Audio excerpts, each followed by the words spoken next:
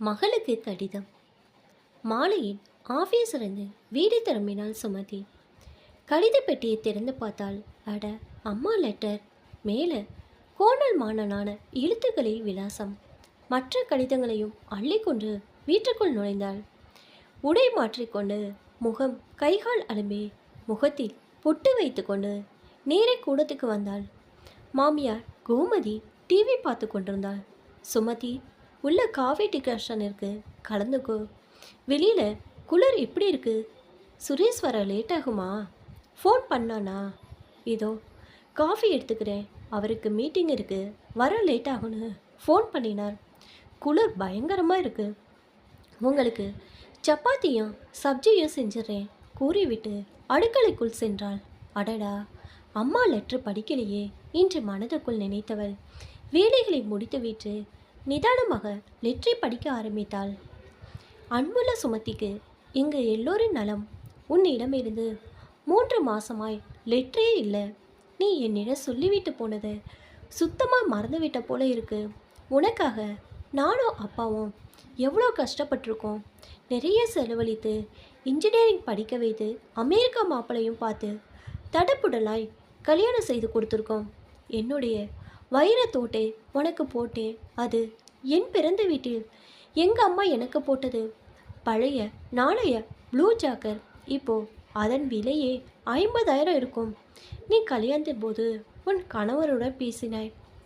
அந்த பணத்தை கூடிய சீக்கிரம் அனுப்புறதாக கூறினாள். இதுவரை எந்த தகவலும் இல்லை. இது உனக்கே நன்றாக இருக்கிறதா? என் பெயரில் அக்கறையோ அன்போ இருந்தால் இப்படி பேசின வாக்கு மாறுவாயா? உனக்கும் நல்ல வேலை கிடைத்து சம்பாதிக்கிறாய். உன் சம்பளம் அவர்களுக்கு ஆக போகிறது ஒன்றுமில்லை. அது அதிகப்படிதானே. நான் தோடு இல்லாமல் வருத்தத்தில் இருக்கிறேன். அமெரிக்கா சொர்க்க பூமின்னு சொல்கிறார்கள். இந்த வாழ்க்கை உனக்கு யாரால் கிடைத்தது? நினைத்து பார். உன் உடம்பை பார்த்துக்கொள்.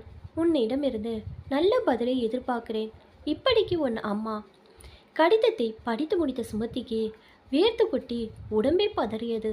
நல்ல வேலையாய் மாமியாரும் டிவியில் மூழ்கி இருந்தபடியால் ஏது லெட்டர் என்றெல்லாம் கவனித்து கேட்கவில்லை.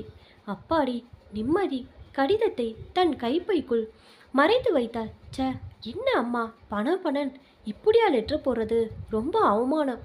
கோபத்தை பற்களை கடித்தாள். கணவனிடமும் லெட்டர் வந்த விஷயம் சொல்லவே இல்லை. 2 நாட்கள் ஒரே மன உளைச்சலுடன் வளைய வந்தாள். அன்று ஒரு முடிவுக்கு வந்தவளாய் ஆத்திரம் தீர அம்மாவுக்கு லெட்டர் எழுதினாள். அன்புள்ள அம்மா, உன் லெட்டரை கண்டு அழுவதா சிரிப்பதா என்று புரியவில்லை. நீங்கள் என்ன எனக்கு யாரோ செய்யாததை செய்து விட்டீர்கள். ஒரு அப்பா அம்மா மகளுக்கு செய்ய வேண்டிய கடமையை தானே செய்திருக்கிறீர்கள். நானும் நன்றாக மெரிட்டில் தேறியதால் பொறியியல் கிடைத்தது. காலனா வரதட்சணை வேண்டாம் என்று சுரேஷ் வரன் வந்தது. கல்யாணமும் நடந்தது. நீயாக பெருமைக்கு ஆசைப்பட்டு உன் தோட்டை போட்டாய். அதற்கு இப்போ நீ ரூபாய் கேட்பது சரியில்லை. அப்போதைக்கு நானும் உனக்கு பணம் கொடுப்பதாய் சொன்னேன். நல்ல வேலையாய் உன் லெட்டரை என் மாமியாரும் சுரேஷும் பார்க்கவில்லை. நானும் மறந்துவிட்டேன்.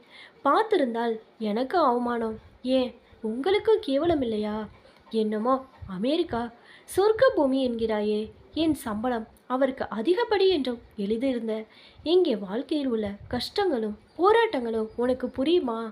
பொழுது விடிந்து பொழுது போனால் ஒவ்வொரு கம்பெனியாய் ஆட்களை குறித்து வீட்டுக்கு அனுப்புகிறார்கள்.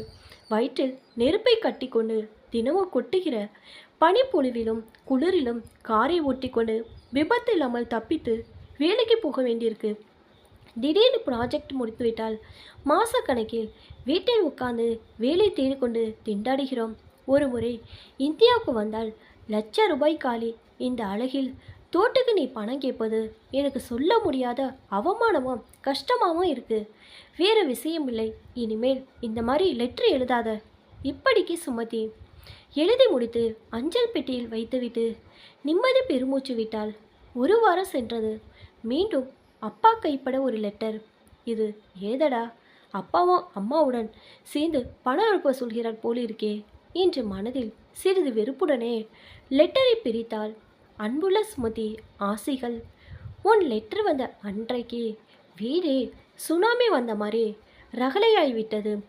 உன் அம்மா ஆகாசத்துக்கும் பூமிக்கு குதித்து ருத்ர தாண்டவம் ஆடினாள். சபாஷ் சுமதி, நீ என்னுடைய மகள் என்பதை நிரூபித்து விட்டாய். எனக்கு மிகவும் பெருமையாய் இருக்கிறது. பெண்ணை கொடுத்த வீட்டில் பிறந்த வீட்டார் பணம் வாங்கி கொள்வது மகா கேவலம். உன் அம்மா மனதில் கொஞ்சமும் ஈவு இரக்கமில்லாதவள். உன் அண்ணி, அவளுக்கும் பேங்கில் நல்ல வேலை தானே. அவளுடைய அப்பாவிற்கு பைபாஸ் ஆபரேஷன் என்றவுடன் பண உதவி செய்ய ஆசைப்பட்டாள். உடனே உன் அம்மா எப்படி நடந்து கொண்டாள்? பைசா கொடுக்கக்கூடாது, இங்கே வீட்டில் ஏகப்பட்ட செலவு இருக்கு என்று கூச்சல் போட்டு அண்ணியை ஒரே அடக்காக அடக்கிவிட்டாள். மனதில் துளியும் பச்சாதமும் ஈவும் இரக்கமில்லை.